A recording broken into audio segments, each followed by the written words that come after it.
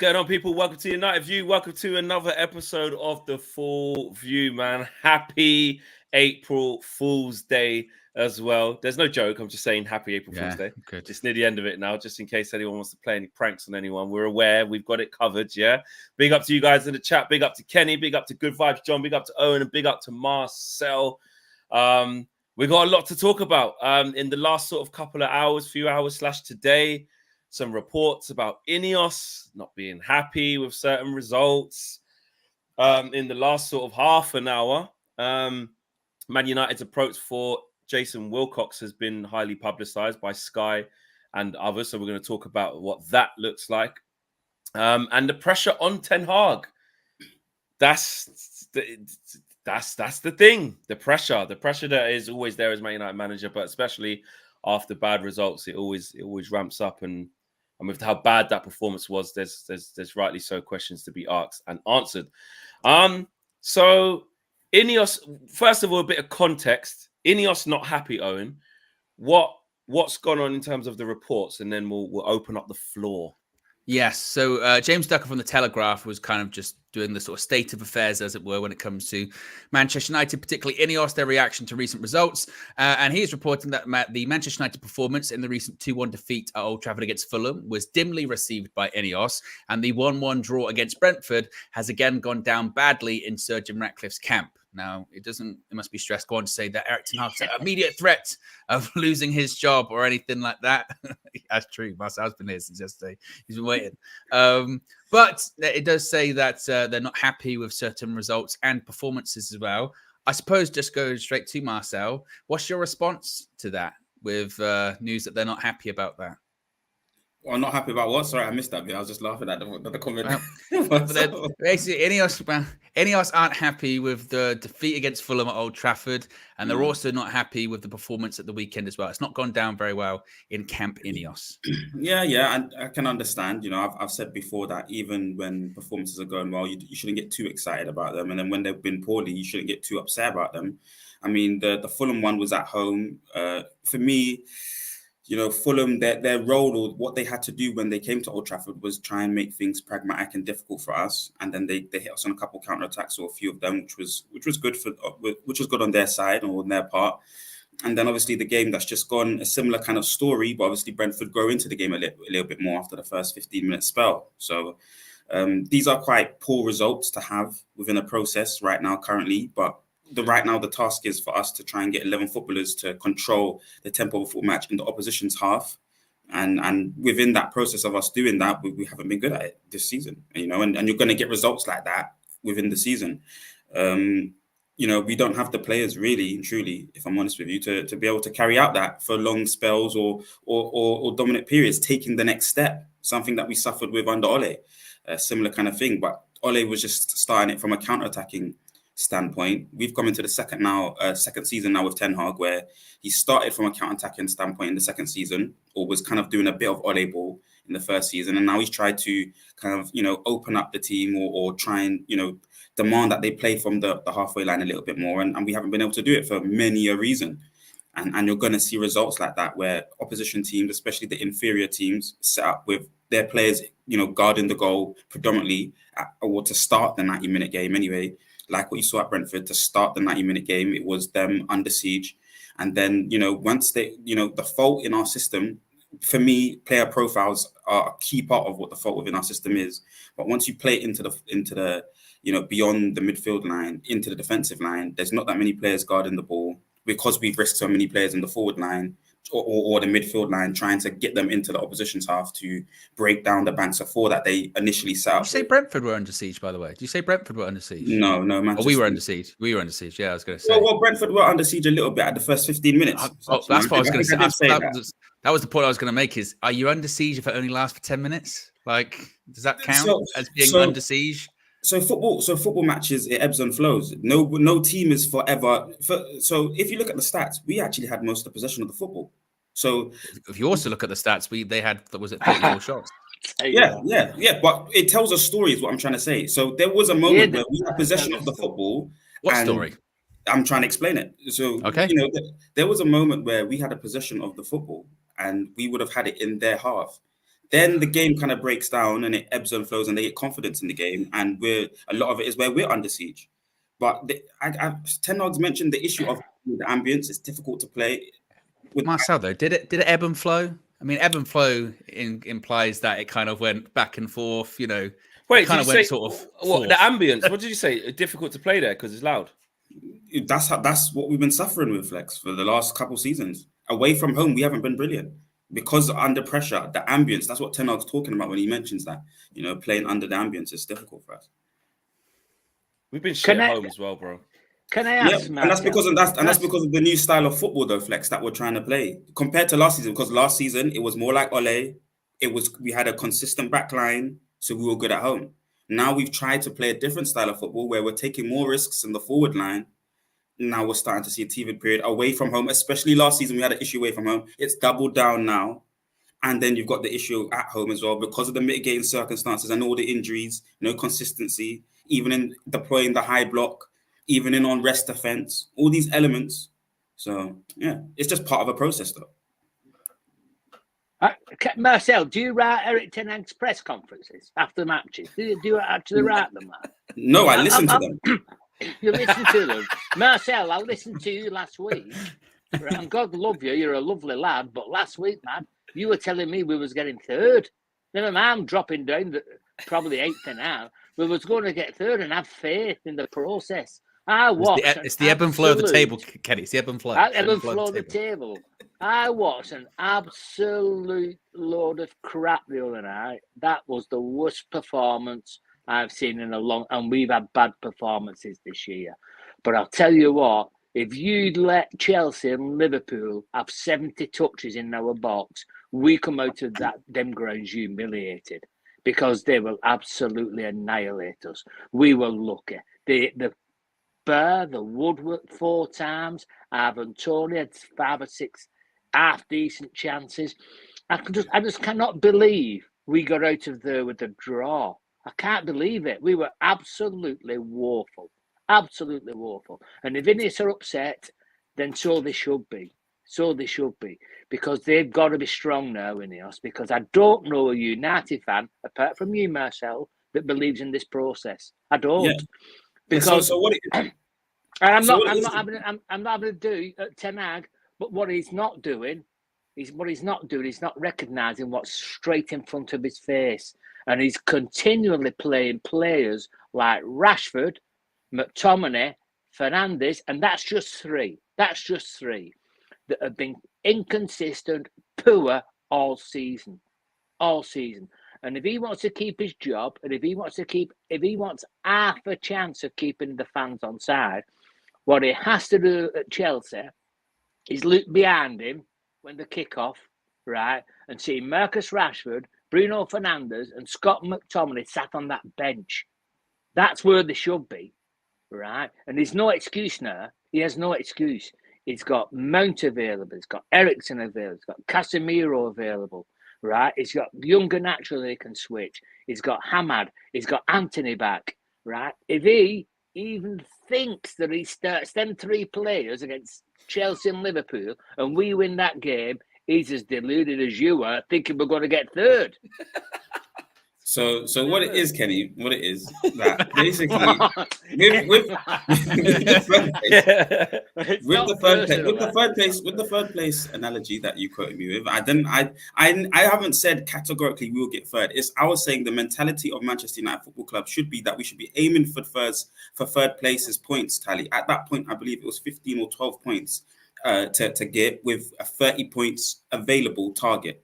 That's more than achievable in my mind's eye, and I think we could have got that. That's what should have been our mindset to secure Champions League. That's what I said. Go back and check. And then on terms of Liverpool and Chelsea specifically, the way that we actually play our football from the beginning of that 90-minute fixture will actually benefit us because we're most probably away from home going to play counter-attack. There's space in behind. Bruno Rashford space in behind. Scott McTominay second wave after the midfield. We most probably beat Chelsea on that kind of storyline, if that makes sense.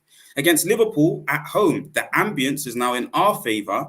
We just played that back before, Yeah, please, Owen receipts, no problem. I just run out. Listen, I mean, the thing is with Marcel, he says so much. It's really difficult to keep a track on what he said when he said it. Like even I, I'm like going through the receipts, going please, like, please, quickly. I got the fax machine ready. Anyway, so with Liverpool now, again, we just beat them at home before with the similar kind of story, Kenny. We played counter-attacking football. I'm saying to we were lucky. We were lucky. Listen, they had 2 breakaways, they had 5 against 2. They should have absolutely battered us. They were poor. We got lucky, right? And we found something. The fans, we found something. Nobody knows what we found because we lost it the game after. We found something for one game. And when that's something that we had, we'd never had it all season, but we found it against Liverpool. We were lucky against Liverpool. You give Liverpool them chances again, they'll bury us. They'll bury us. Unfortunately, I disagree with you. What we found is that against the top 5, against the top 4, against the top 6, we have right now, especially when we consider, what Jose Mourinho said about football heritage, especially when we consider what Ralph said about open heart surgery, especially what we've seen what happened with Ole in terms of taking the next step against the top 4 and the top 6. We found that we can play a counter-attacking style of football, starting from the first 90 minutes, defensively first, and we can win games on that premise. With no option but to play counter-attacking because we can't keep the bloody ball. Yeah, so every time we get the ball, every time we win the ball, right, we're in our own half.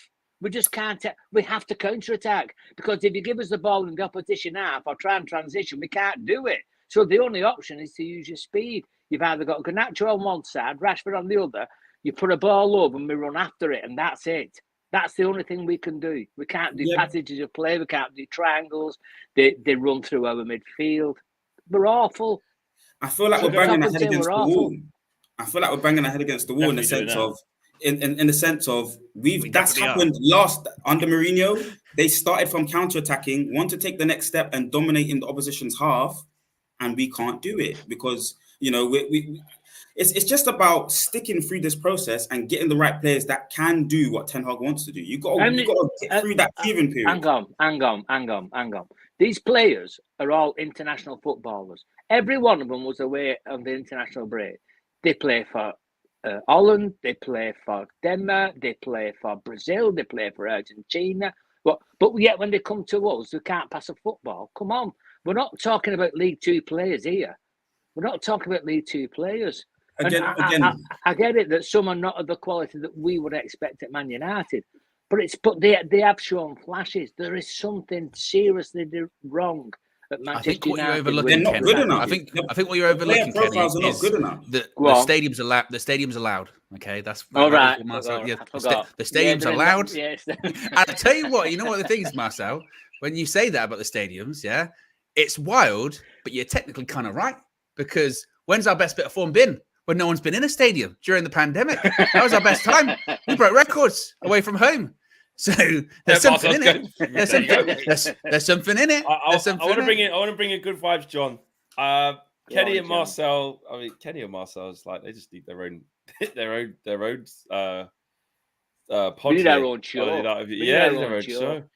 As John says, we got to switch. They got to be next to each other. There you go. Yeah. There you go. Oh, I mean, John, you come hang with us, bro. You come hang with us. Yeah. John, listen, sometimes you do go by the name of just John. It depends, what's going on. I have seen you drop no vibes, John before. No vibes, John. Yeah, no vibes, John.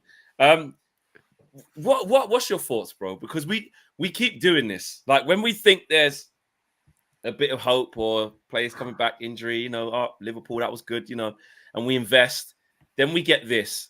And the type of performance against Brentford, Marcel's given his account, Kenny's given his account. We've seen that this year, bro. Absolutely outclassed by way smaller teams.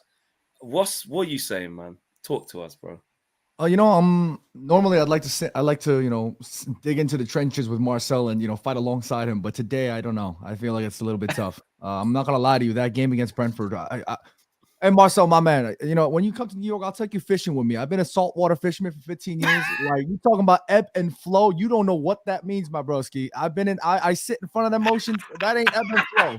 That's just ebb and ebb or flow and flow. I don't know what you're talking about because that was not ebb and flow. I understand what you mean when you say that, Manchester United in the opening 15 minutes looked okay in terms of, progressing the ball through the third, addressing Brentford's back four in the final third. But that was it. There was nothing else. It was always either in that opening 15 minutes, there was no moment of domination at all. It was either Alejandro Garnacho, who looked a little sluggish, who looked a little sloppy. Same for Diogo Dalot. That right-hand side looked like they were off it for some reason, right? Wan-Bissaka on the other side looking completely out of position, not really sure what's going on. And y'all know this hurts me. This hurts me right here. I love Wan-Bissaka. That's my guy. But Erik Ten Hag gambled to play Diogo Dalot because that's the best right back right now. So he said, you know what? Let's not sacrifice Diogo's potential 10 out of 10 and put him on the left. Let's just put Wan-Bissaka on the left. And we've seen what Erik Ten Hag does with the inverting of the left back, bringing him central. You saw Wan-Bissaka do that, but it just didn't work for the majority of the game. Brentford found this out and we were exposed. I have a video that I made that's going out tomorrow. There was a moment both in the first half and in the second half where Manchester United finally, for a split second, try to press a team press. Literally 11 players, if you count it out as well. Everybody was trying to press Brentford. But for some reason, there was always that one or two Man United player who were like 2-3 yards behind. And somehow Flecken, that goalkeeper, somehow picks out that pass. Far right, far left. And they're all, again, waltzing through midfield and breaking us down. It was a tactical... I don't want to sit here and say it was tactically outclassing because I think if we go more into the conversation... It was, bro. It was. I mean, whatever it is. Thomas Frank, he did do that, bro. He did. We had no answer. Ten Hag had no answer, bro. The fullbacks there. Garnacho was going to press the right centre-back and the left centre-back and leaving the left wing-back and going too far. So Flecken was like, boom, over your head. And Rashford was doing the same. And do you know what it was like? It was like, this is how mad it was to me, bro. I thought we was playing prime Brighton, bro. I thought we was playing Brighton. Just different stripes. Just red. Here's what I will say though. Like, I know that I've just kind of slagged off the team a little bit, but here's what I will say. Alejandro Garnacho, there was a moment in that first half where Scott McTominay and I think it might have been Bruno, they combined well to sort of withstand and build out from the pressure. And the ball came to the far right side flank. And when it was too tight, what Alejandro Garnacho did was he kind of shifted his body and took the touch outside and ran out the pitch to come in, try to beat him for pace, like Gareth Bale at Real Madrid. He couldn't even keep up for pace. He couldn't. And look, that just goes to show that Man United were just not ready or not up for it for whatever reason. We could sit here and discuss the differences. Was it tactical issues? Was it player issues? Alejandro Garnacho, during the international break, he flew from Manchester. He played in Philadelphia here in America. That's a 5-hour time zone. He flew all the way out of your 6-hour flight. And then he flew another 6 hours all the way to Los Angeles. And then from Los Angeles, he flew all the way back to Manchester. Look, you guys can be like, oh, these players fly on nice flights, whatever. Yeah, no, you're right. They do fly on nice flights and they get paid hella money. They need to be playing and they need to be performing. But he's a young lad. That kind of stuff takes a toll on a man. I'm telling you right now. When Asian players, especially, when they have to report, even African players, when they have to fly out to either represent on their A matches for the national team or where they're playing for the AFC Cup or the AFCON, they complain so much because it's absolutely exhausting flying and trying to play, trying to integrate, I'm not talking just from a football perspective, but from a time zone perspective. Like that, getting out of like rhythm, it completely derails you. And what Asian players in particular, I mean, that's just my personal experience because I followed Asian players in particular. Korean players say that one of the most difficult things as a young lad playing in Europe, especially if you play in South America or Asia, wherever, they say that it's one of the toughest things is readjusting to the time zone. And I kind of sound like Marcel a little bit, but I'm just trying to add a bit of perspective because things didn't work out. I understand tactically it might have been outplayed, but it just didn't work. Yes, John, that same perspective applied to the Liverpool team yesterday that run their heart out, the Man City team that run their heart out, and the Arsenal team. 3 good footballing teams, all internationals, travelled all over the world like Manchester United players. I ain't listening to that, lad. I'm sorry. I'm not having it. There's something wrong with our football club. There is something wrong with our football club. I don't care what anybody says. Can I just say, though, because you have to understand that I specifically brought up Alejandro Garnacho. I'm not saying that that's the be-all, end-all excuse, but Alejandro Garnacho has been one of our better performers. So we're relying on a young kid. Everybody on my stream yesterday was like, John, Erik Ten Hag substitutions were horrific. Who the hell was he supposed to bring on? Willy Kambwala.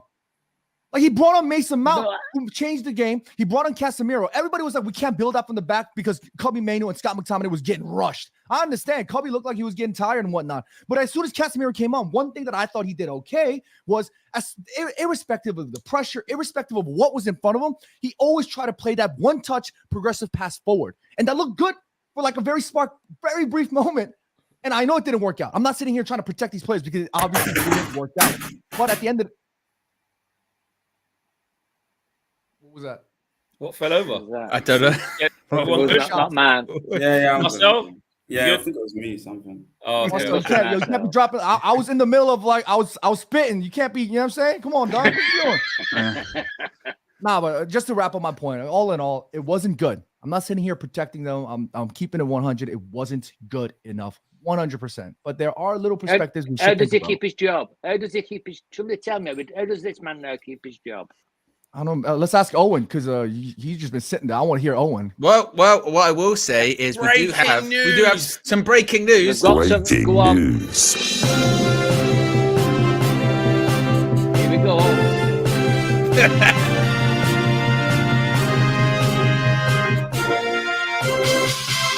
One person who's not going to be keeping their job is Jason Wilcox at Southampton, because Fabrizio Romano has just reported in the last minute that Jason Wilcox has resigned from Southampton. He's set to join Manchester United as new technical director. Southampton refused to accept fee, so Wilcox will resign as he wants to join the Manchester United project. The former Man City head of academy will be a key part of Manchester United's new era. So there was the story basically going around before we went live that United made an approach to Southampton and they felt they'd made an offer that was in his release. There was a release clause in his contract, and then Southampton denied that there was actually a release clause in his contract and said, it's not true. So Jason Wilcox went, well, it doesn't matter if it's true. I resign. I'm leaving. So he's resigned and he's going to be on his way to Manchester United. So some good news in the myriad of terribleness. The INEOS rebuild continues. Also, a little bit of breaking news within the last 10 minutes. I'll press it the again. Mail Sport saying it. No, it's not as deep as that. This is just a call into the Mail Sport. Dave said that Manchester United have given up hope of securing Dan Ashworth before the summer. Which, yeah, maybe that might be the case. So there's a lot going on with this stuff about building our structure up right. Jason Wilcox, definitely, that's been confirmed by Fabrizio. Doesn't miss with big things like that. He's broke that. The Mail are going with that Man United have given up on getting Dan Ashworth before summer. But we'll wait and see on that. But definitely the biggest one right now is for sure that Jason Wilcox has resigned as well. So we'll wait and see on that one. That's what the noise was from Marcel. That's what it was from Marcel. He's dropping that to let everyone know there's some breaking news. Quite literally breaking. Quite literally. Let's get the super chats out. Oliver Damalea says, with the injuries we have had, what position do you feel this team is capable of finishing based on player profiles? And is Eric Ten Hag getting the best out of the team? Well, he's not now. He's not. But can we stumble over the line or something? I don't know. I'm not so sure.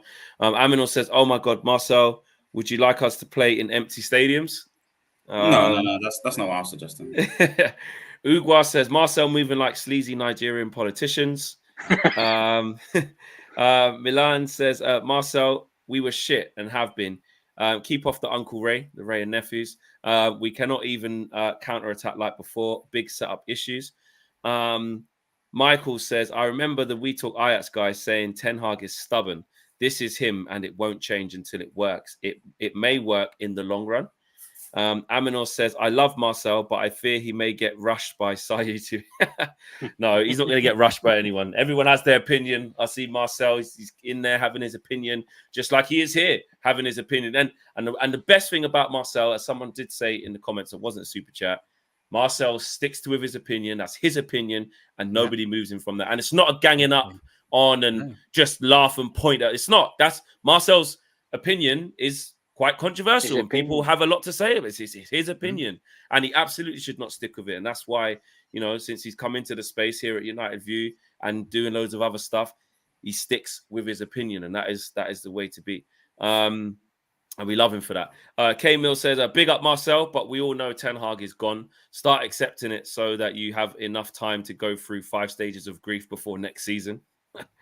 All Elite says, that performance made me sick, and we've seen it time and time again. If you can't make passes, then bin the whole team and start again. Love you guys.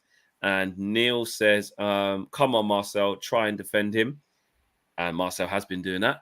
Lil Yo-Yo says, Onana said we had something for Brentford. What? As soon as he said that, KG, no, I love that cut. I was like, I don't know. I don't know. Every time Onana says something that's like confident or with chest, it never ends well, does it? Never ends well. Ugwa says more structural than tactical. Set up very poorly. And Andy said, Kenny are a bit like Kenny and Marcel are a little bit like Ty and Claude. Right, where are we at? Manjakusha says over 1K watching. Let's push those likes up to 250. Yeah, let's definitely do that, guys. We are at 1,024-ish watching live. Let's get to 250 likes. We know how to do it. That is the target. So you guys know how to take care of that. My thing. I mean, listening to John and we'll talk about the structural stuff as well. There's a lot going on there. What Kenny's been saying and Marcel and we're just not a good team. We're not. We're just not.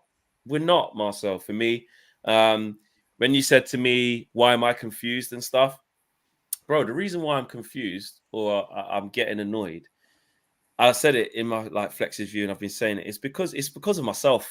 To be honest with you, it probably would be easier if I just have a lane of perception of what I think of this team and stay there. Maybe that is on me. That's, it might be easier to do what you do and say, listen, I know it's going to take a long time, but trust me, Eric Ten Hag will get it right.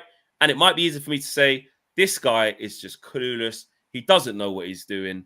He has to leave. We have not got any better. It would be easier for me to do that. But because I'm basically changing, not just off one game, but I'm trying to see the positives in the team. I really, really, really am. I am. And I'm trying to say, well, there's 10 games left, 9 games now, whatever it is. And I'm like, we've got players back. But when you see a performance like that, Marcel, and just others, to you guys, it's too alarming. It's too alarming. To when John was saying about the players traveling and stuff, I'm with Kenny. Not for me, man. Because if that was a one-off or it only happened every time there was an international break, I'll be like, every time they go away, we always have that one bad performance. Then we just get back to playing really well. It's not that. This is a common theme. It's a common theme that we are getting opened up. It's a common theme that teams with inferior players are having loads of joy against us. It's a common theme that other managers are like, what's the best way to play against Man United? And they find a way. It's a common theme that, if teams want to get us physically, they can do it. If teams want to be better than us technically, they can do it. If teams want to get at us because they want it more than us, they can do it.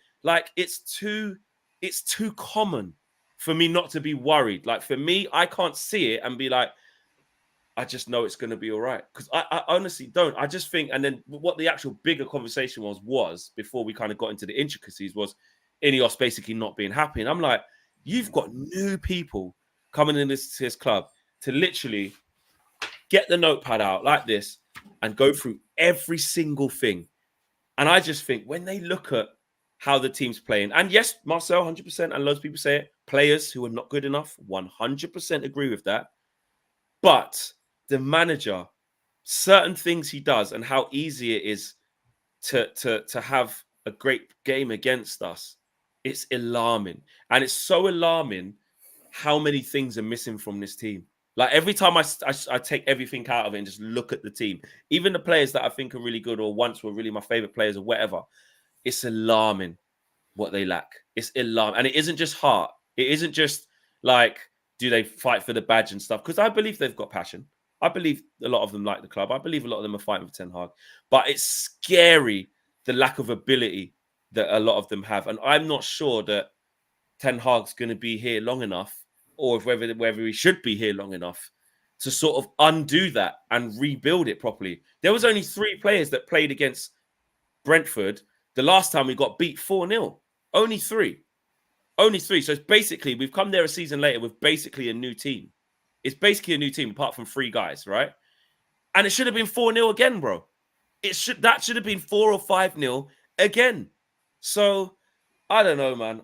It's very alarming. Can we win another game this season? Of course we can. Could we go and beat Chelsea? Could we turn up at home against Liverpool again? Yes. And I will be right there if we beat Liverpool, gassed afterwards. But the truth is, the real truth is, and I don't care about, going back on my word or whatever. The real truth is when I actually look at the team overall, it's miles off it. It's miles off it, man, for me. There's so much to process in what you just said there, Flex. So where do you want to start? So in every 90 minutes of football, there's a different story. So in terms of getting beaten against the lesser teams, like I said before, the way that their job, what they have to do as a football match within that 90 minutes is just to stay and pack their goal. 2 banks of 4, stay in their half. That was Fulham's tactic at home against Old Trafford, and then they build and get confidence into the game, and they get lucky moments, set pieces, and those kind of things, and they win. This particular game that's just gone, it was a similar kind of thing, but again, away from home, we're not good enough, so we can't really grab hold of the game in those first 15 minutes where we are entering their half consistently or well enough, but it's breaking down at the halfway line, it's breaking down at the 25-yard area. And then they get confidence from that. They grow into the game, the ambience, the crowd noise. I know you guys find it funny, but they're real affecting factors in football matches. Majority of the people in there have the energy for Brentford to win the football match. And as we're not able to break down Brentford, they gain confidence in their system and shape, move the yards up further up a little bit higher as the game progresses on. And then the dominance, the ebb and flow, the ebb might have been a little bit for us and the flow might have been heavy for them, but that's the story of the football. But they're gaining. Marcel. You can laugh. Listen to what I'm saying. Marcel, and it's there. You haven't mentioned, there's one thing you haven't mentioned. We scored in the 94th minute. The game was won in the 94th minute. 3 minutes after. Well, it was. Any other football team would have won that. 3 minutes after they go up. So that's about the mentality. Yeah, that's not Ten Hag. We shouldn't be screaming Ten Hag out for that. It's not. If you imagine 11 footballers score at the last seconds of a game, where's the men and the leaders on that? With that, Marcel, with that, if it was the only time that had ever happened, then I would agree with you and say, well, these players. But the fact that we've scored multiple times and then conceded within the space of 2 to 3 minutes afterwards, as a coach, you would then be like, okay, if that happens once, it's happened one too many times. How do I stop that from happening? It's like, and this is the weird thing about this whole thing, isn't it? With Ten Hag or the players, is we're so fixated on it has to be one thing. It has to be the players. It's just the players, or it has to be the manager. It's just the manager. The correct answer is that it's the combination of factors. Some of those players aren't good enough. Some of their mentality isn't good enough. But also, as a manager, how are you making sure that you play terrible, you score in the last minute? How do you then make sure? Oh my God, we got away with one here. Shut up, shut up. Do exactly. Something, or you look at the games and go, or you look at the game and go, I tell you what, I can't believe we played Everton at home. We conceded over 20 shots. How do we make sure that definitely doesn't happen again? But it happens every week, every single game. Like eventually, even if you're in your mind, you're like, I want to play football this way. This is the way I want to play football.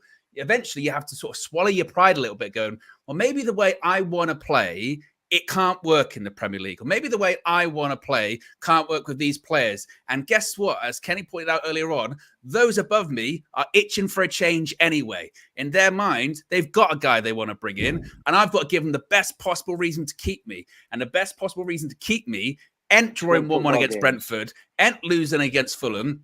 The best way to keep him is doing what he did against Liverpool, winning a football match like that. And when you think you're building up momentum, and this is kind of Flex's point as well, and I fall into this camp too. I hold my hands up. On Friday, we're going to get Champions League. You want to believe, you want to hope that you've turned a corner. You really do. When you beat Liverpool in the manner we did, you go, right, finally, this is going to be the moment. This is going to be the time. Players are coming back now. We're going to kick on. And we don't. Every single time. We don't. And guess what? We might beat Chelsea. We might beat Chelsea on Thursday. And then once again, we'll be like, see, we can do it. We can do it. Then we'll play Liverpool. We're like, no, we can't do it again. Yeah, I'm not doing it again. I haven't got the energy. It's just can't. And I do think then there is this, there's so like reluctance to, particularly with Ten Hag, because I know that people were like, oh, I don't want to see the players throw another manager under the bus. And I know that people are like, oh, the club's failed him with recruitment. But there is this reluctance just to be like, Eric, like you can't keep doing what you're doing because you don't have the chances that you had earlier on this season. Earlier on this season, you had a safety blanket in the sense of there was nothing that anyone could do because the club was in this kind of state of turmoil with INEOS coming in. Is it going to be Qatar? Blah, blah, blah. And he had that safety blanket. Now, he doesn't have a safety blanket. The safety blanket's gone. The safety net's gone. And he's going to drop. It's just a case of whether he can hold on or not. And if he keeps setting up the team, and it's a setup, isn't it, really? If he keeps setting up the team the way he's setting them up with gaps the size of the Grand Canyon in midfield. And thinking there's nothing wrong with it. Yeah, he's going to lose his job because of that. Like, that's what's going to happen. Yeah. It's inevitable. It has to be brave. What he's not being brave. And we said it halfway through the season. We was all calling for McTominay, Rashford or Bruno to be dropped. And I can't remember which game. And he dropped McTominay and he then dropped Rashford. And we said, oh, it's finally seen the light. We can all see it and it's finally seen the light. It's trying to, do something different. What we're saying now is he has got, if Rashford, McTominay and Bruno start the next game or the next two games, we're getting overrun again because they're not changing. Rashford isn't going to start all of a sudden become a great player again overnight. He ain't. Bruno's out of form. He's out of form. McTominay is getting overrun in midfield. There isn't one game where McTominay has not been overrun this season. Not one. All right, he scored goals, but he's not doing what he should be doing as a central defensive midfielder. Young Mainoo's having to put twice the shift in. Yesterday, Rodri for Man City, right, had more touches in the first 30 minutes than the whole of the Arsenal team in the first 30 minutes. Now, compare that to a Man United player. You can check the stats. He had more touches than the whole of the Arsenal team. That's the type of footballer that we should be having at Man City. And I'm not saying it's a Rodri thing or whatever, but when our main people, the McTominays or whatever, are doing similar type roles or whatever and trying to break up attacks and move out of defence, it's a million miles off. It's a million miles off it. And we're a million miles. He's got an opportunity now. He's got Mount back. He's got Eriksen back. He's got Casemiro back. He can bring, I've said it before, he can bring young Amadon or whatever. He can switch Garnacho. He can bring Anthony back. He's got to make them changes the next two games. Because none of them players, he's got to do. He's no choice. Yeah. Well, because he will lose the fans. He's a couple of bad results away.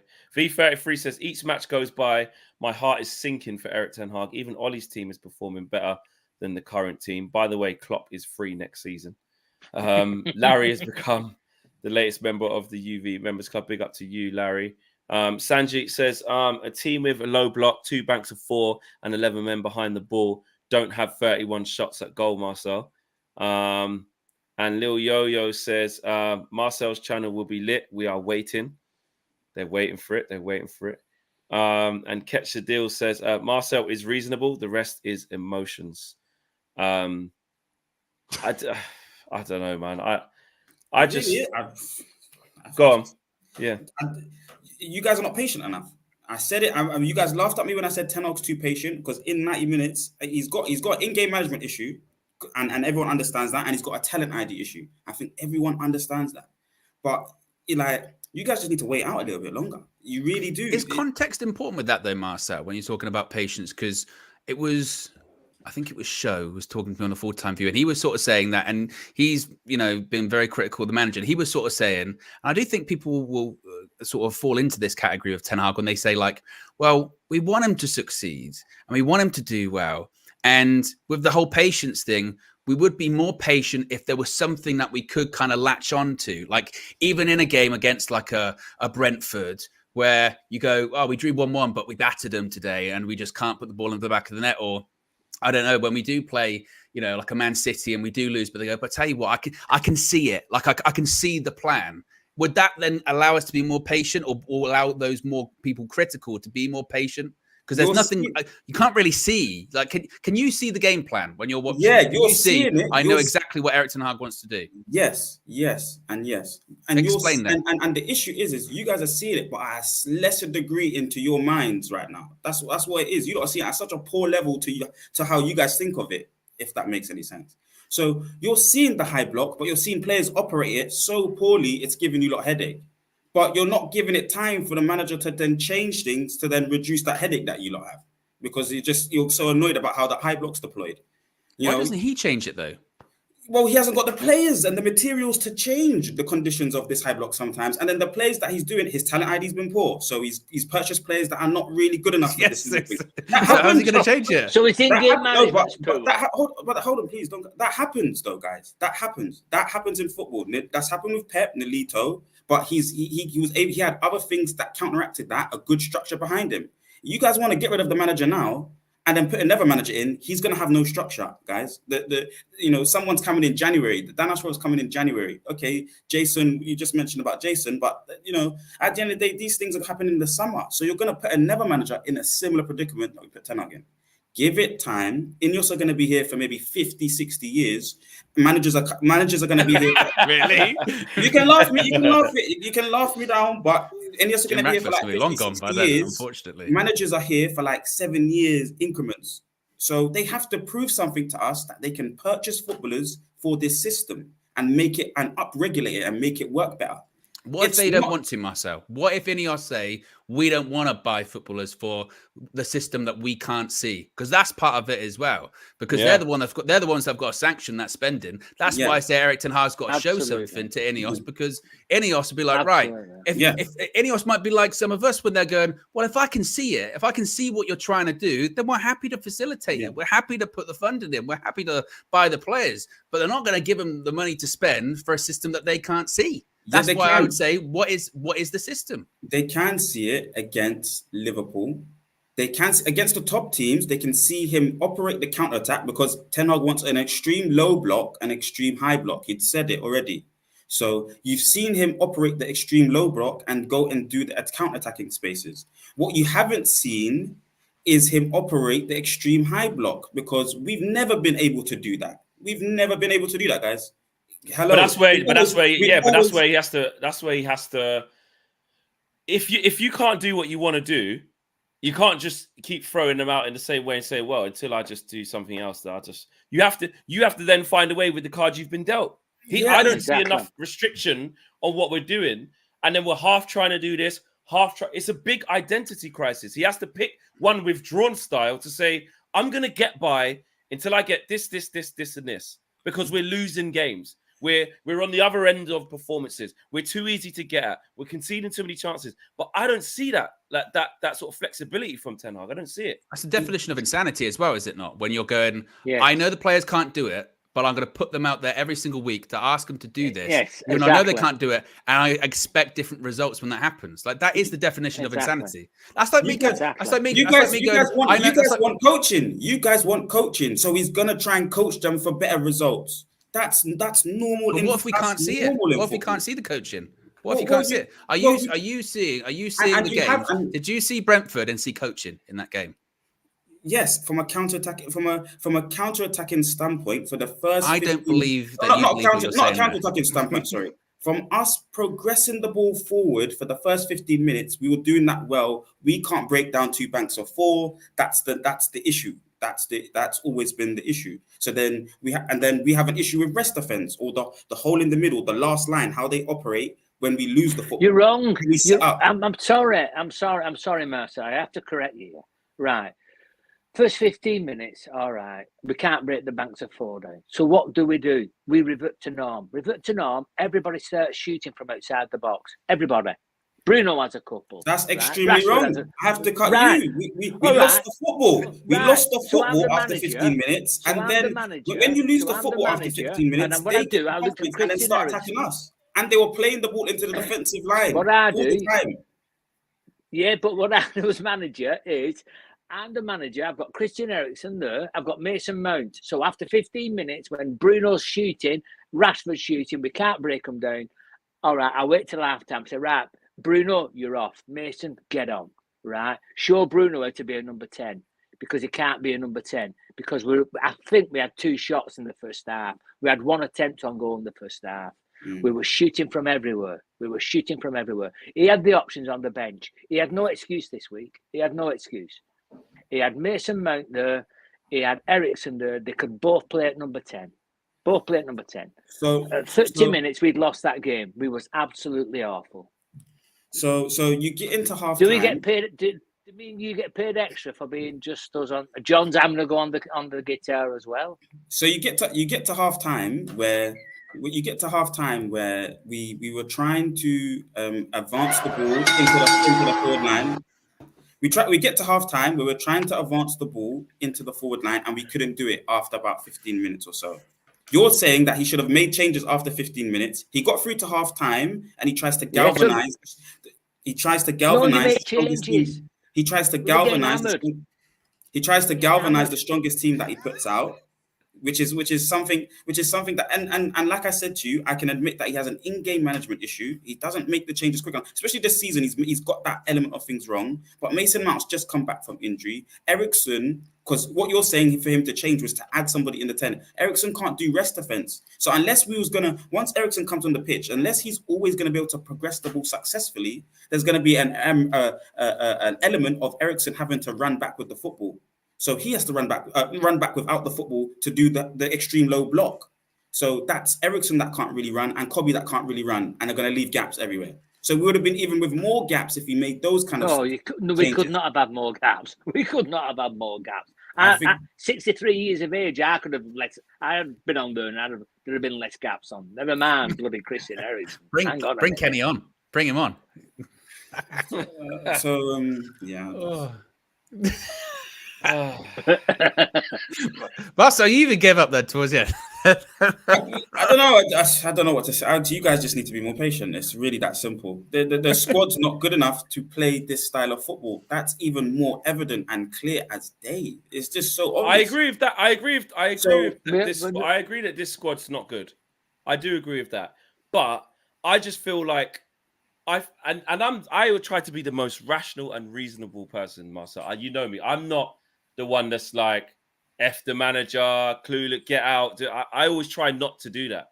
And I'm also not a blind faith as well, which is probably why some people say you're on the fence, you flip-flop this, that, right? But when it is time to seriously sit down and talk about the thing, I will get into it. And I just think that I don't know if you're giving enough attention to the direction of Ten Hag. I feel like when it gets there, you just don't.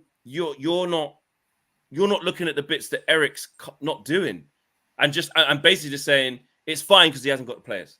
It's fine because he hasn't got players. But he had players last year and managed to find a way to get us to compete and finish third and win a trophy, and not be as bad as this, facing record amount of shots. And yes, I agree. The team's going through another transition.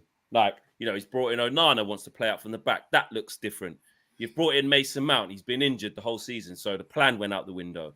Rasmus Højlund's very young, different type of striker, needs time. Like, I'm not even out here trying to act like those aren't real things, yeah?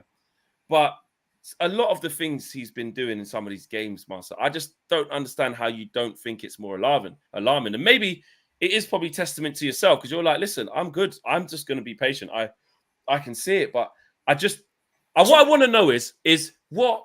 Actually, let me ask you a question. What things do you think Ten Hag is bad at? What if I say to you, what things would you look at what Ten Hag's doing is wrong? What would they be? I've said it. His in-game management is poor. His talent ID for this Premier League is not good enough. Make those of how you will. I want to ask you a question, because I can't. What is it that you don't understand? Because you said something about the presser regarding the Brentford and Liverpool thing. I think it was. Was it that, or was it the shots thing? Because I think I want to go into that so I can make you understand his mind is. You know what? I'm glad. I'm glad you asked me about the shots, didn't he? He said basically about the shots. he said it doesn't matter as long as they're not goals.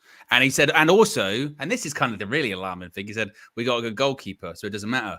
So that kind of skirts the issue, doesn't it? He's saying there. Yeah, Owen, can I let Flex do it, because Flex, it was his view. So I really need to understand and see exactly how you're thinking. I just want to give the exact quote. So you're asking me what? You're asking me what I'm confused about. Well, so there was two things that Ten Hag said in the presser, and in your view, you outlaid. I don't know which one it was that was confusing the most, but let's talk about both. Liverpool, he mentioned Liverpool, Man City, elaborate, and then he mentioned the shots, elaborate. So I can explain it to you, because it's not an issue for me what he's saying.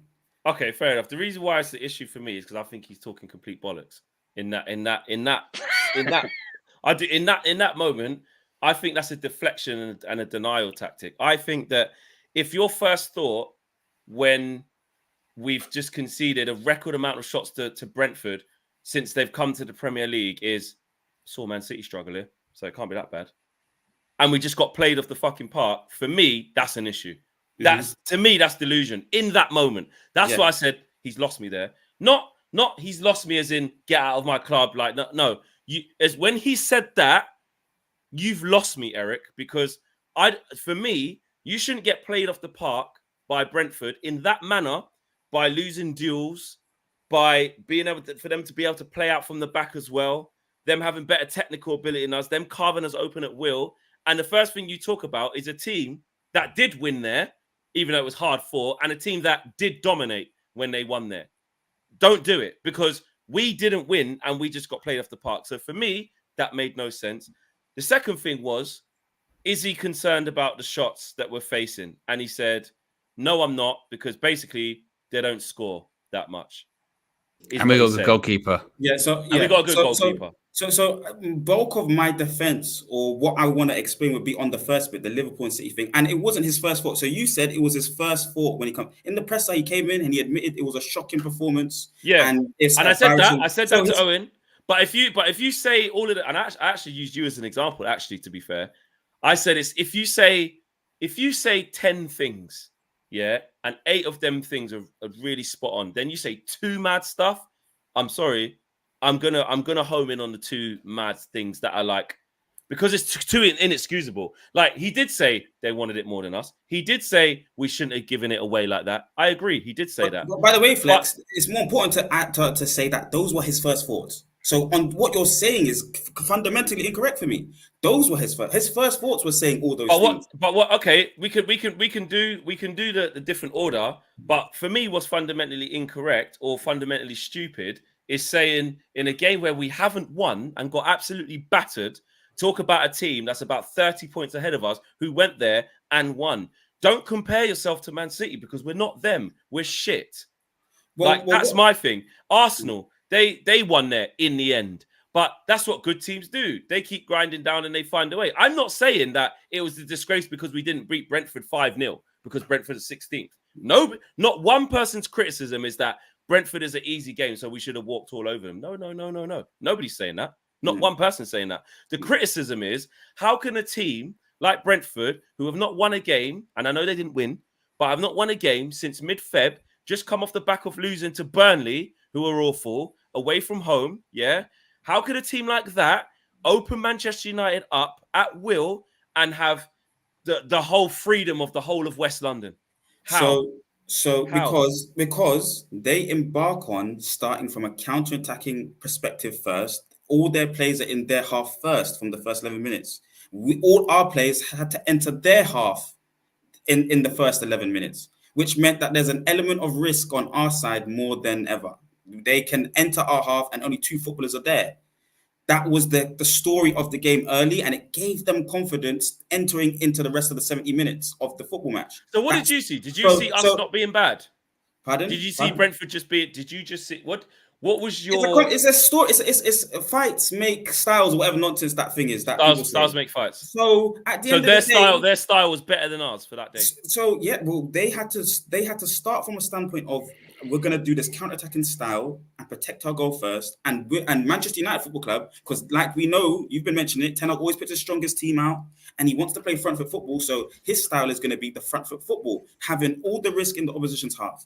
We have an issue with that. The taking the next step is what Ole's talking about. That's what Ole is talking about when he talks about taking the next step, because he used to start from counter-attacking football. But that hasn't just happened against counter-attacking teams, though, is it? All right, but I'm trying to add a bit of context to what you're saying, because you're saying it's only counter-attacking teams, but it's not just counter-attacking teams. When we played Man City, not a counter-attacking team, the same thing happened. So it's not just counter-attacking teams, is it? But yeah, I hear that. But at home against Man City, we've won, and then away against Man City, when we first played them, away against Man City, when we first played them, we got battered. But that was Ten Hag trying to play attack for attack, and we got battered this time around as well. Yeah, but it was closer. It was a closer game. It was a closer affair where we had a very good low block. We had 3 shots. It wasn't. Yeah, but, that's why I'm interrupting, because it wasn't. Rashford scored a rocket, and then we didn't do anything. You can't just say things that aren't true. That's why I'm interrupting, because the stats are the same. They're the same. Okay. We're facing 30 shots or 20 plus shots, regardless of opponent. Every game. Irrespective of the opponent, whether it's counter-attack, whether it's dominating, whether it's home, whether it's away, the stats are the same. They're the same. So against City, we have player for player, and we're nowhere near better than them. So we're going to be under siege no matter which way you look at the picture. Are we nowhere near better than Brentford then? But again, like I've said to you, Flex, the mission for one football club was completely different from the mission for the other one. And then it was because they're starting they're starting from counter-attacking, protecting their goal, and they're attacking space that's in behind. We're attacking space that's not there. Do you know what? And that's where. And then can I just quickly say on the Liverpool and City on what Ten Hag was saying? So what Ten Hag was mentioning before when he's talking about Liverpool and Man City, he's saying Brentford actually got big chances against Man City. When you look at the stats, the big chances created are 3 for Brentford and 3 for Manchester City. Again, Brentford were playing from a counter-attacking standpoint against Manchester City. They created 3 big chances. 2 of them were, it's like 2 for Brentford and 1 for Man City in terms of like clear opportunities, chances. So again, what he's trying to describe there is that Brentford, from a counter-attacking standpoint, Flex, are quite dangerous. That's what he's mentioning in that presser. And then he's saying for a 45 minutes, they also were dangerous from a counter-attacking standpoint. Not to that level. That's what undoes against Liverpool. That's what undoes it. The Brentford game as well. The one that was 1-0 was when it was at the Etihad. The other one was when it was at the G-Tech was 3-1. And in that game, Marcel, they had 25 shots, 15 on target. Brentford only had 3 on target, 72% possession. So even the idea of like they're close, this is even though they're close. I'm talking about the big chances created and the context of the question that Ten Hag was asked in the. Yeah, but I'm saying the answer he's given is shit, because he's basically what he's trying to say. This is what Ten Hag's doing in that moment. He's trying to say, well, listen, we come here and got a point. It's not easy to come in. City struggled. City fucking had 25 shots and 15 on target and won 3-1. No, he's last year we went there. That's what he's saying. No, he's saying Brentford, don't put the disrespect on Brentford's name, because from a counter-attacking standpoint, they can create big chances against the opponent. That's fine, what he's saying. Correct. And but that's like saying he would be right in saying that. That's what I'm saying. Where he loses us, Marcel, and then we're gonna go straight to John after this, because John is just like he's been playing his guitar, he's unplugged his mic, he's changed his. John's just. I don't need John to be a passenger. He's come from a long way to be with us today. So I'm going to come to John straight away, and then John, you can speak to Marcel as well, because I feel like Marcel's ready as well. Marcel needs to keep going. I'm going to say this and go on mute. The reason why he's lost us is because what he's trying to do in that moment, is basically say that Brentford are a difficult team to beat. Yeah, that's the onus of what he's saying. Yes or no? He's trying to say they're a difficult team to beat. No. He's not. So what's he saying? Very specific. I said it. He's being very specific. And one element of how Brentford operate in their counter-attacking form, because they have to operate in that way against teams that are better than them, and that's how they've been operating the whole season, because they've been poor.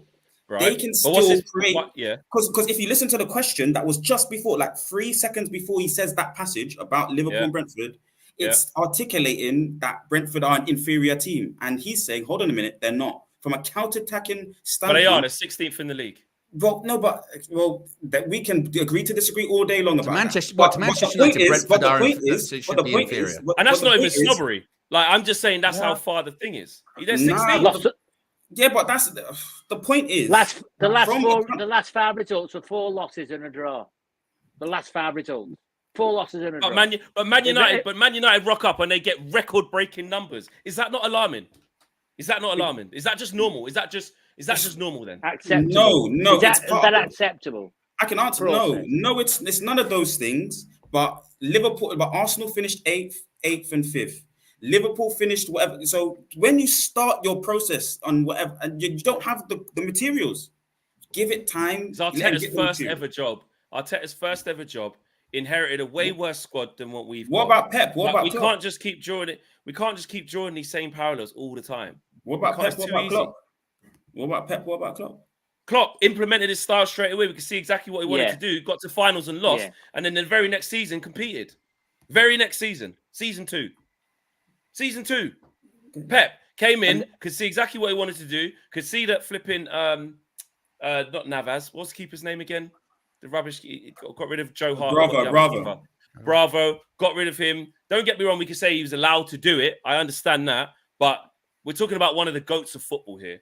And also, just because that happened with these clubs, it doesn't mean it's going to happen with United as well. That's the thing. It's the best way for it to happen. Actually, it's the best way for us to operate. We can't do change every 2 years. We've seen for the last 10 years, change don't work.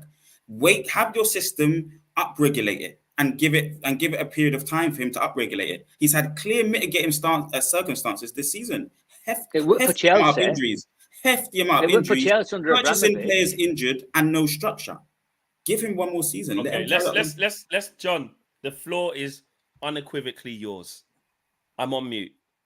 What else is there to say? I mean, these guys are just rapping. They were on their thing for like the past 20 minutes. I was having the time of my life. I mean, I do understand what everybody's point is, and I do understand what Marcel is saying. And look, I think everybody would love to sit here and defend Erik Ten Hag. And I'm with you, Marcel, in that sense. I do defend Erik Ten Hag, but I'm not going to sit here and just blindly defend him. I really do think that yesterday was I don't think I've said it all season. I think yesterday was the first time I genuinely felt exhausted. Like I felt every ounce of joule or whatever the metric or measurement system for energy is, whatever calorie. I felt that all escaped me when we conceded. And all of the bad things that happened in that game slapped me like a truck. It hit me like a truck. The performances was not good enough. You can say what you want about backing in and whatnot. And I'm going to say it again. I do back him, of course, but it just wasn't good enough. And there are things that needs to be fixed. I mean, I remember a long time ago.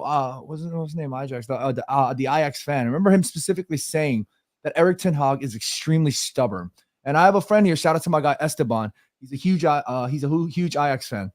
He told me that we were getting a great manager because Erik Ten Hag, he's a stubborn guy, but once it gets implemented into the style that he wants to play, he says that Erik Ten Hag is probably one of the best in that department. I remember listening to him thinking, what? I don't know about that. The one of the best, I don't know, he has to prove that to me first. But I do understand that it just isn't good enough at this moment in time for whatever reason. I spoke about Alejandro Garnacho before. I didn't say that him traveling across the world, halfway across the world, was the sole reason why we lost.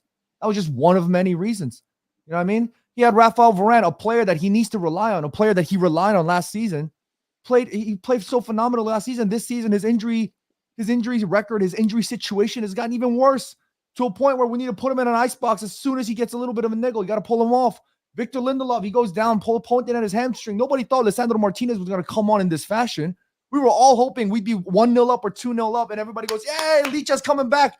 No, Licha was barely warmed up. He still had his tracksuit on, and all of a sudden, you see Lindelof doing this to his hamstring, and like, yo, go. Like, everything just has not been good. And all different Licha wasn't ready. Licha was not ready. And he was not. There was that moment where normally Licha, when he's on the ball, he's so confident. It don't matter if two like Spanish bulls are running at him. He don't give a damn. He will jinky dribble past you. He don't give a damn. But when the Brentford players started pressing him, he wasn't really sure what to do. So he turned right and looked for a pass to Diogo, and he whiffed that pass, and he almost got hit on the counterattack.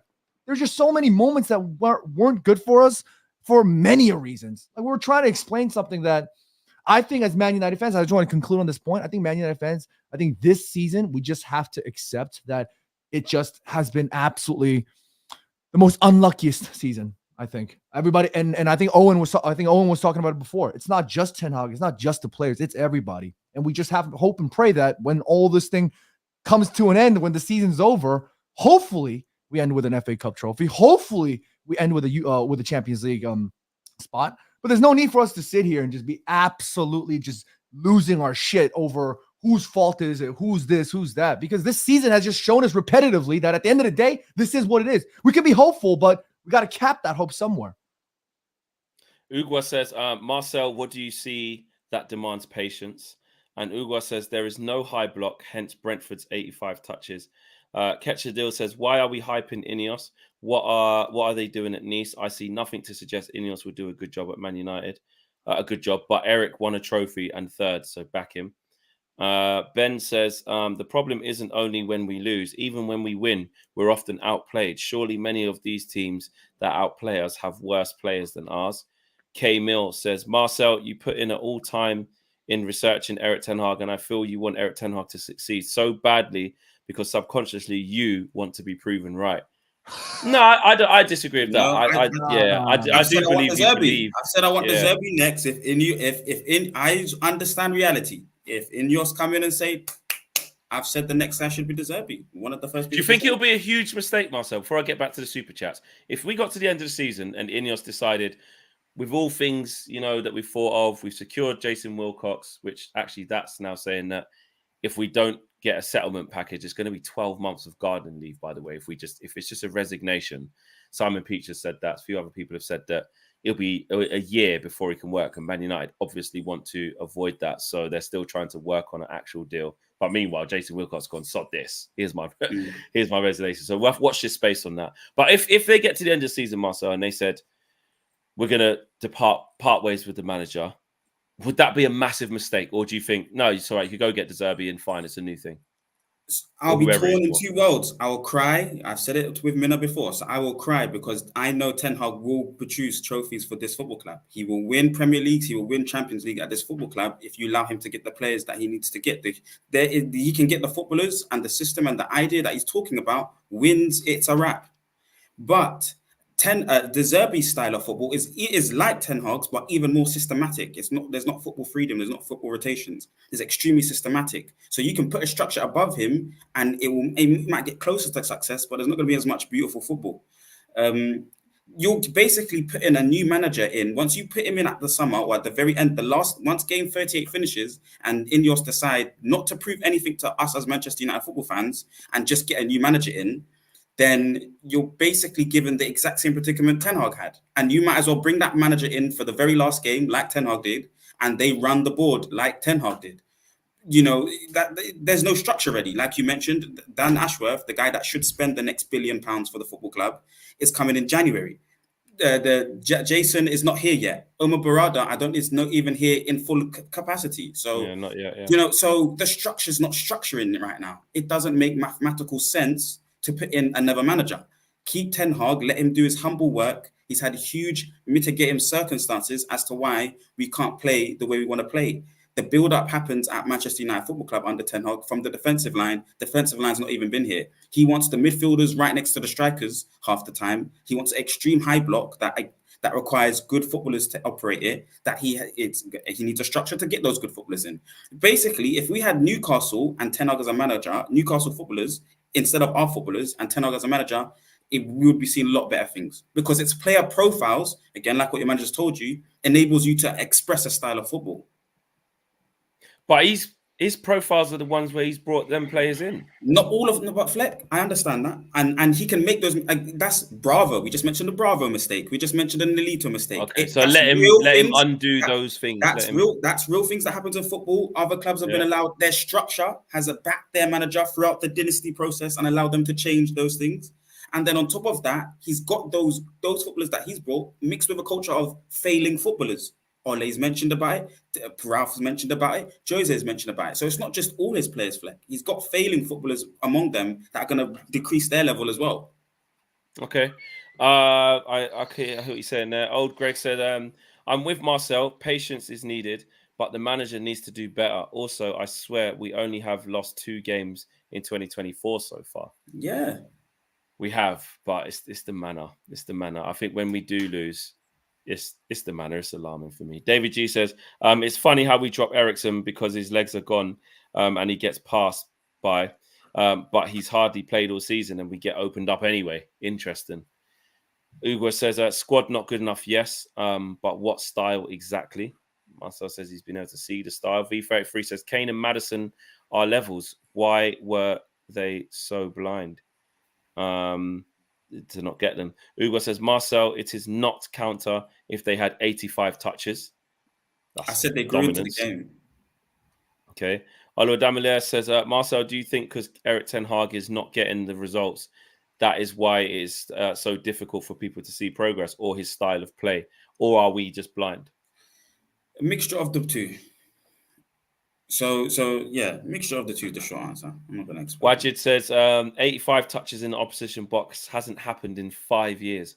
31 shots with 4 off the post and a goal disallowed isn't just one element.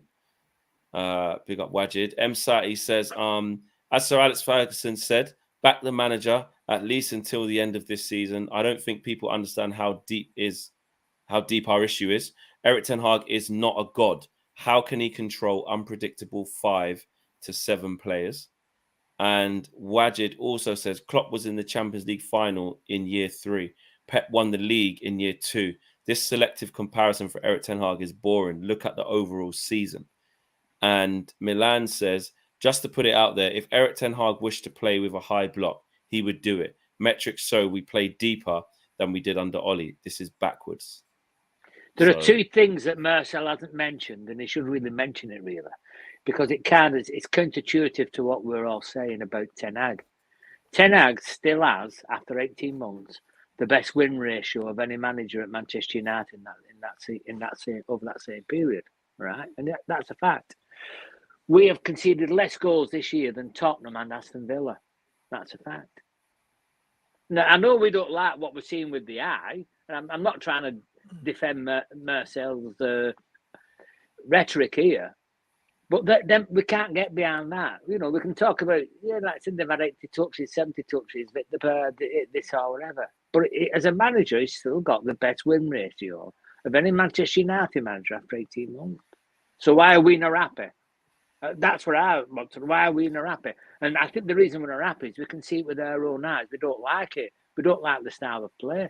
We don't like the fact that we've no vision.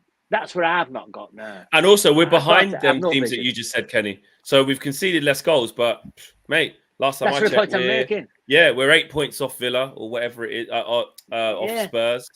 We're what is it? And we've conceded less goals. 10 off bloody 11 off, like Villa. It's neither here. That's why you can't hang on to those little. No, things. but what I'm saying is, it's do you know what I mean? And we've had more shots against us than any other team in the league, and that's Sheffield United have conceded 70 odd goals, and we've had more shots at our goal than what they have. So there's lots of stats. There's damn lies. Yeah, that's mental. There's lies, damn statistics. You choose what you want, don't you? You can choose what you want. You can go on. You can sit here all day, and it's what I see with my own eyes. It's what I see. I don't like the fact, and I really don't like the fact that we have got players. I get it when you've only got the kids on the bench and all your players are out, but when you've got Mount, Ericsson, Casemiro, Martinez, all right, it wasn't 100%. Hamad, right, on the bench, and we are playing woeful. Then for me, a strong manager says, right, you, Bruno, get off. Rashford, you're off, right? Because we've seen, and it's been said before, Klopp does it with Salah. Klopp has taken Salah off at 60 minutes and off, and it's kicking the water bottle and everything. But he's off because that's strong management. Salah plays the game after and doesn't throw his tennis out the pram.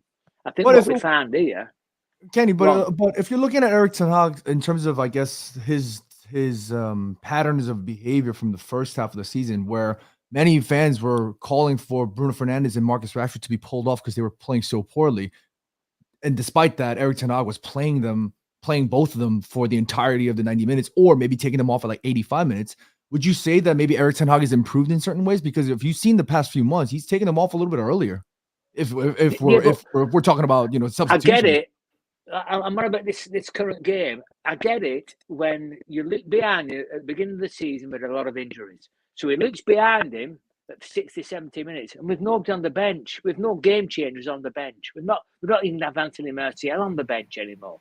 Do you know, with no game changes. But I'm on about this game. This game, we could all see with our own eyes a number of shots. We was getting overrun. Ivan Toney. Rasmus Højlund, I think, had one. He received the ball once when he was facing the goal. Ivan Toney received it 5, 6 times. 5 or 6 times. And every time Ivan Toney received the ball, he was facing the goal. It was in their box. It was in our box all around it. So it's facing the goal. So that tells me that the people and the patterns of play are playing for him. They're playing for Ivan Toney to have the ball in front of him. Rasmus Højlund doesn't have the ball in front of him. Why? Because we've not got a number 10. Our wingers are not passing when they should. And all of a sudden, as we get, the more and more desperate we come, we can't change. We just start shooting more from outside the box. It happens all year. What I'm saying about Ten Hag is, if I can see it, if everybody else watching TV, the pundits, the commentators, we can all see that, why does he not make them big decisions? Them big decisions, and them big decisions are year off. Sit on there. Let's give these lads a chance here. Let's get Ericsson on at 10. Let's get Mount on. And it's got to do it, because that would tell me that INEOS, if I was INEOS or whatever, I'm thinking to myself, hang on a minute here. We've got Ericsson on the bench. We've got Mount on the bench. He's been moaning all year that they're not available. They're available. Get them on. Get him on and change the game. Well, once they're up to fitness, let's see what he does. LOL Too Hard says, massive respect to Marcel for being reasonable and calm-headed during the Mandem talks, and here too. You're the modern-day Noah. I'm in the Ten Hag arc with you, bro. And there are a lot of people. There's not people just saying that Marcel is deluded.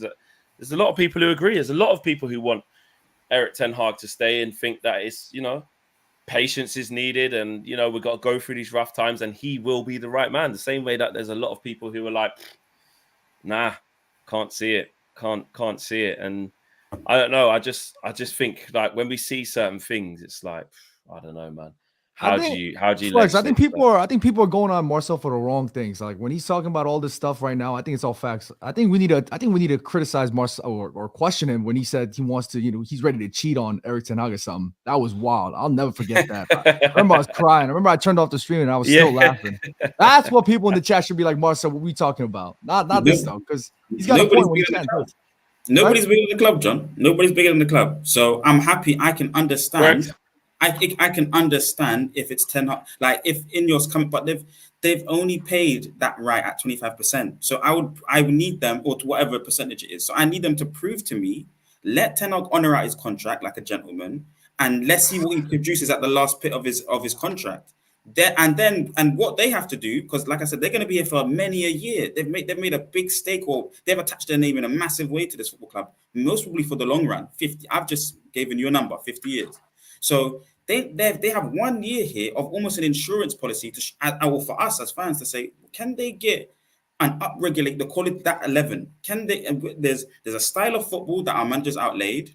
Whoever in Glazonomics and Ten Hag mixed together have made this style of play that Ten Hag always is announcing.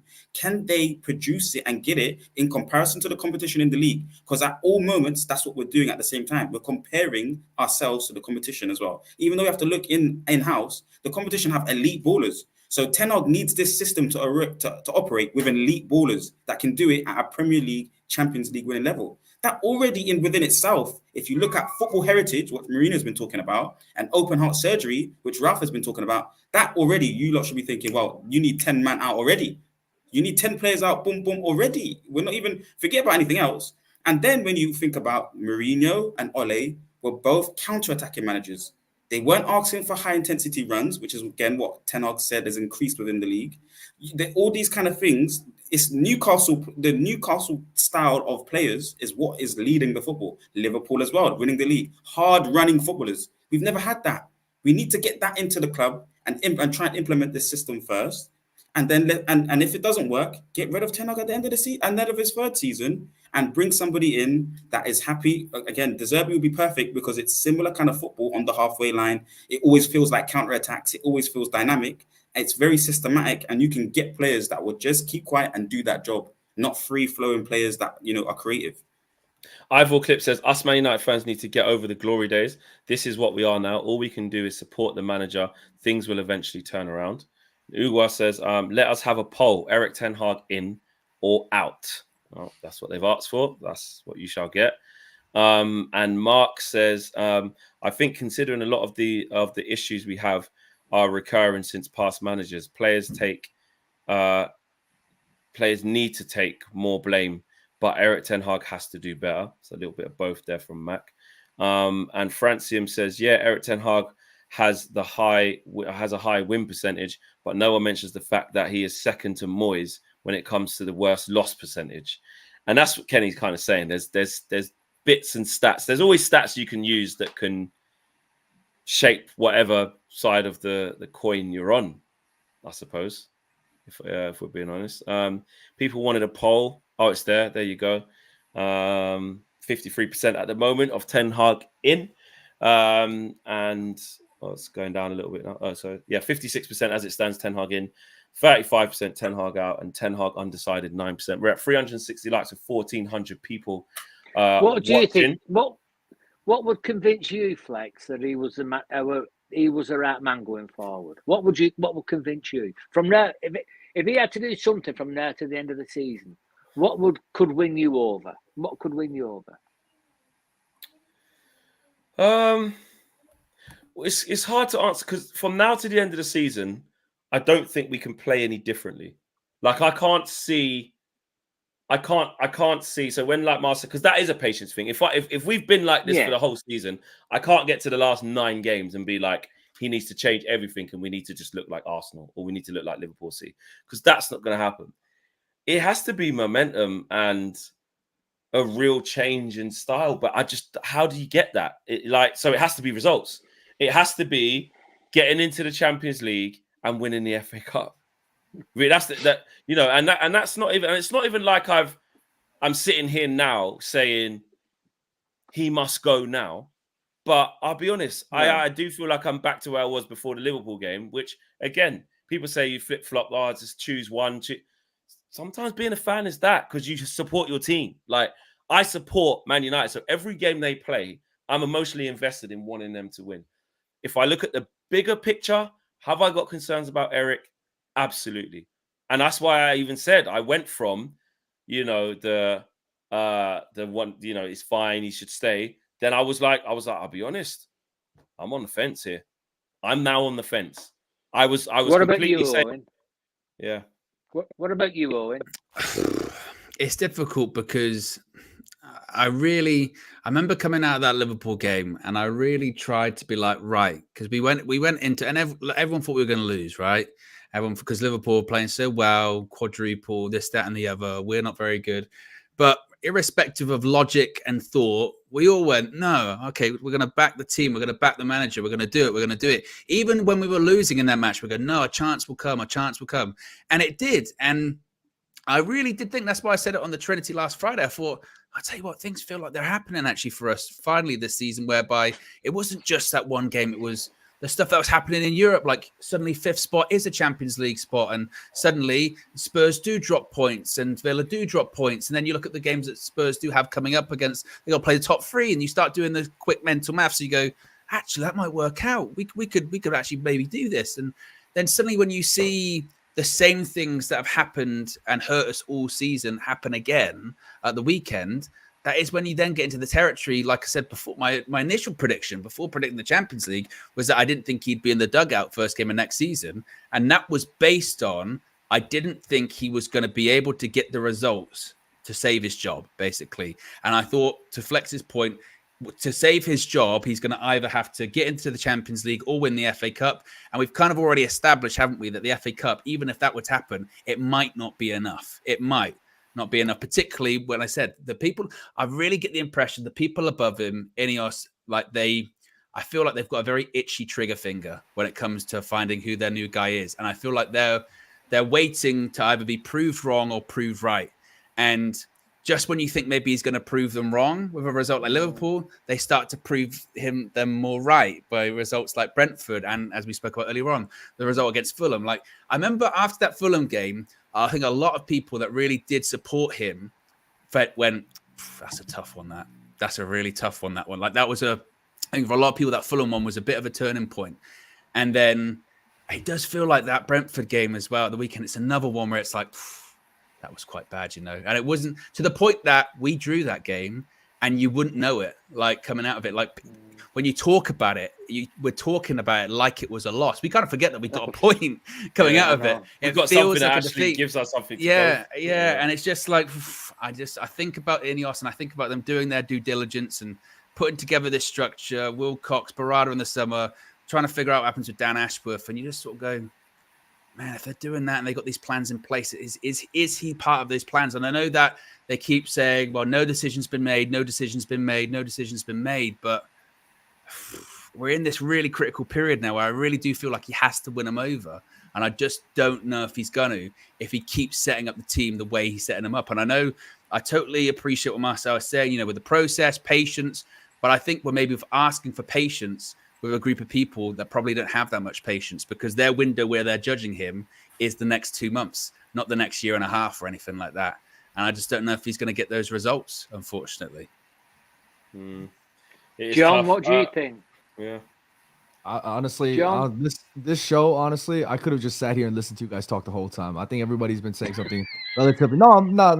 I'm being serious. I think you guys made really good points, and I think that's what makes this discussion worth having. I think it's something that, you know, of course, is difficult because for myself, I don't know about Marcel. I think Marcel, it don't matter if the earth is frozen over, Marcel will still, you know, keep his energy. And for me, you know, it's been tough. I think this season for me as a content creator, I think it's over the years that I've been covering Manchester United, this season has been toughest because, and I thought about that for a long time. I thought that for a while. And I think the reason why is because we had so much hope. You know, and I had hope after Jose Mourinho. I had hope after Ole Gunnar Solskjaer, but I didn't have hope like this. It's a different kind of hope. And I think that's because I've had more emotional investment into the club. I felt more powerful, not powerful. I felt more positive about the outlook of what was going on. I mean, I was out here. How many times have I said it? I was out in the summer here in New York with Flex and KG. We're talking about Manchester United, how the vibes are so immaculate. Everything's great. We're all enjoying it. Like, of course, we all feel that much more exhausted and burnt out and frustrated when we had that much hope and it goes down the drain. But I just feel like at the end of the day, like, I mean, your initial question, Kenny, was what needs to change for Erik Ten Hag to, you know, keep his job, or what needs to change for, you know, me to approve Ten Hag. I still approve Ten Hag. I still think he needs more players. I think there's been so many other factors. I mean, we've sort of moved on from it. But I get reminded almost every day from the Borussia Dortmund account tweeting about how Jadon Sancho just dribbled the ball like 2 times. Like, what y'all doing? You know what I'm saying? There's plenty of things that have went wrongly for Manchester United that has been out of Erik Ten Hag's control. And I think it's just, I think if I'm with Marcel, I think we need to give him at least one more season, and then, you know, we'll have to wait and see. But I think this season, my expectation, I'm just going to keep backing the team, and that's all I can do, because what else are we going to do? You know what I mean? It's been so many ups and downs. We say we're going to do well, and then we do well, and then we do poorly, and then we do well, we do poorly. That's just been the story this season. I think we just need to sort of cap that expectation. And Kenny, before we finish off, what for you? Be brave. I want him to be brave with his selections. I want him to give people a chance. I want him to give young Ahmed a chance. Do you know what I mean? I just want him to be brave and set a Marcus Rashford. You know, I don't care if you're being paid £300,000 a week. If you're not performing, lad, you're on that bench. Bruno, you're my captain. You're my leader. Be a leader. If you can't be a leader, I'll find another one. Because other managers, that's what they do. They're paid for the big decisions. And I'm sorry, but for me, we're seeing so, like you've just, you know, the definition of insanity. Keep doing what you keep doing, expecting something different to happen. It's the definition of it. It ain't going to happen. Bruno isn't going to find his form. I want Erik Ten Hag to work. I want him to be our manager next year. But I have real concerns that if he's not brave, the people at the top, the INEOS, these are elite people. If Sir Jim Brailsford has got somebody at the top of the tree in INEOS that isn't performing, it doesn't keep him. It doesn't keep saying, don't tell me he's often said, hang on a minute, you made that mistake last week and we lost £100 million on that contract, or £5 million. Why have you done it again? Get out. And this is they've got to look at the same thing. They've got to be saying, hang on a minute, Marcus Rashford's stats against this. Look at Grealish. Grealish is a typical example. Grealish was the darling of Man City. He went out of form. He's out of it. Last year he came in. He was playing well. I think he got 12 goals, 12 assists or whatever, played well. This year they've got young Donku in. Next thing, Grealish. Who's Jack Grealish? Should have stayed on the bench even. But them are the big decisions that Pep makes. We've never seen Rashford dropped. We've never seen him drop. We've seen him drop because he missed it was half a minute late or whatever for a team buzz or a team talk. But we've never seen him drop following poor performances. We're not seeing Bruno drop for poor performances.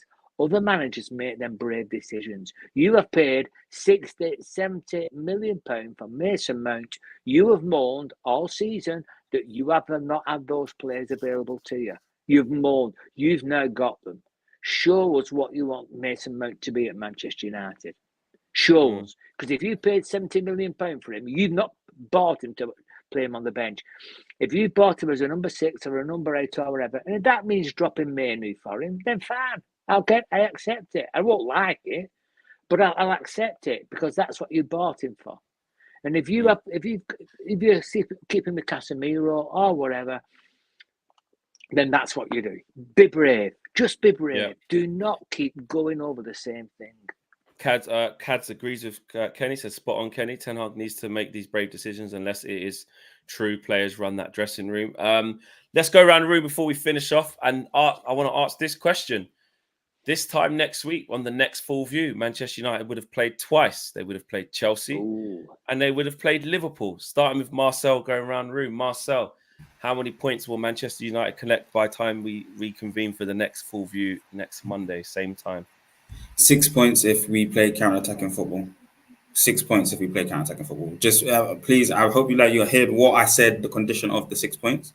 If we play counter-attacking football, what other? Just quickly, I want to know what other football you think we might play then. So he executes his strongest 11, and he usually plays front foot football. So he has a high block deployed normally in the opposition's defensive line. The counter-attacking football will be if we start pressing from the halfway line or mid-block position. That's when we commence counter-attacking football. You saw it displayed similar to Liverpool away, I think, and home, and City away. Even though we lost the game and Rashi scores the rocket, it's those kind of 11 players behind the ball. Yeah, we'll win both games, 6 points. Okay, Kenny. 4 points. 4 points. I don't see us losing. A draw. Okay. A win and a draw, and I think we'll beat Liverpool at Old Trafford. I do. I think because something's got to change, and that there's game one is just result the one, that we isn't it? want. But yeah, we've got to stop them winning the league. We've got to stop them winning the league. Okay. Good vibes, John. I figured it out. I figured out Marcel's technique here. This is what I'm gonna say. 6 points, yeah, but I need you lot to hear me, yeah. Rashford, if he hasn't passed that at 6 in the morning, 9 in the morning, he ties his boots right, you know what I'm saying? And we get Bruno, he has a nice day, he takes his vitamins in the morning, he drinks his sea moss. We're gonna get the 6 points because we're gonna play counter-attacking football. Sea moss. Okay. Owen. My heart says 4. My head says 3. I think we beat Chelsea. I'm not sure if the Liverpool thing is going to happen again. That's my worry. But I know Chelsea play better, against bigger teams and all that. But like Chelsea are rubbish. They are bad. I do think we can beat them. But at the same time, Flexia, this is why I don't know. I don't know anymore because we could go to Stamford Bridge and play like we did against Brentford. And I know Chelsea missed a ton of chances, but if we play like anyone, like we played against Brentford, and won a game in like 5 when we played them. So it's all well and good me saying Chelsea is shit. But if we go there and play how we're playing, it doesn't matter. It doesn't. So I'm going to do, what's all the different permutations? 0, 1, 2, 3, 4, and a 6. Depending on conditions. And that right, Marcel? Depending on conditions. Depending how loud the Chelsea fans are. Yes. I don't know. Sitting in this chair right now, I feel really negative. I'm not going to lie to you. I can see us not beating Chelsea just because of you just can't rely on us to do it. Chelsea are awful. Yes, they are. But like Owen said, so are a lot of teams. Fulham hadn't won at Old Trafford in 22 years or some shit like that. Came and beat us. So I can't rely on us to go off records of, Chelsea are in the mud. Burnley just went there and got a draw with 10 men. So surely we should win. No, I've been burnt too many times. Being off that high of ecstasy from the Liverpool thing, it was a personal triumph because so many people doubted that we would win.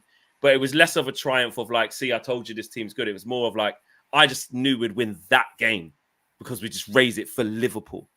I think we're going to draw against Chelsea. There's two teams. Quality is going to be crap. I could just see a draw. Liverpool. You saying 1 point, Flex? 1 point out of 6. I feel like that's. But then no. But do you know what's weird? Do you know what I actually expect from this team though? To do that crap thing against Chelsea, but against Liverpool, do the same thing again. Put it in and actually do it. You know what I mean? Because you have to against Liverpool. It's just in us. I don't want to be all negative. I'm going to say 4. You know what? I'm going to say something mad. I'm going to say we're going to draw against Chelsea and then miraculously beat Liverpool. That's what I'm going to do. Yeah, I've said that. That's what I'm going to do. It'll be so Man United like. I just could see it. MUFC now says before we finish off. Well, Riri says, big up the panel. Great discussion today. Big up to you. It has been an amazing discussion. MUFC now says, I've just started the pod, Marcel. What are you on respectfully? Oh, bro, you sound deluded. The manager is on the fall on his sword as for his comments after. So yeah, he's just started at the beginning. So you watch on MUFC. You're in for a treat. You watch on. You're in for a treat. As per usual, big up to Marcel, big up to Kenny, big up to Good Vibes John, big up to Owen, and most of all, big up to you guys at home. As Steffi says, what's up with the likes? Yeah, don't forget on the way out. We've got 420, 427. So let's get up to 500 on the way out, guys. You can do it. I believe in you guys. Get up to 500. All Elite says 1 point there. I've said it. Yeah. It could be, and if it is a bad week, i.e. 2 L's. Showing off. I ain't sure. Yeah, exactly. Owen showed off. Guys, we'll be back. A lot more, actually, just to quickly, a lot more on this Jason Wilcox stuff. A lot more on what's happening with that. A lot more reports are coming out about it. So we'll pick that up in the morning on the Morning View. I'm sure more will come out from now until then as well. So loads to talk about tomorrow morning regarding Jason Wilcox and getting him out of Southampton. Take care, guys. There's a big full view. We're out of here. Peace.